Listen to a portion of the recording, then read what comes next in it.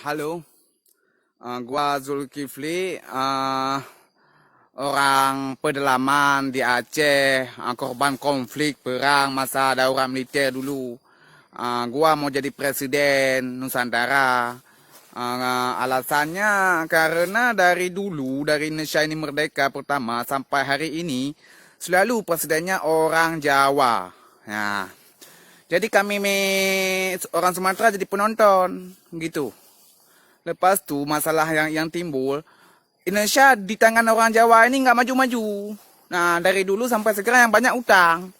Nah, jadi kasihlah ke kami sekali-sekala gitu memimpin Indonesia. Janganlah orang Jawa selalu. Kalau memang orang Jawa nggak mampu, ya menyerah aja. Bilang aja memang kalian nggak bisa. Gitu. Gua malu kalau bangsa-bangsa lain anggap Indonesia ini bangsa babu. Gua malu.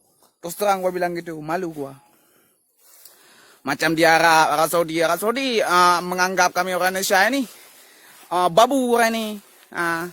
Kalau di Malaysia pun panggil Indon gitu, dia anggap hina kali kita.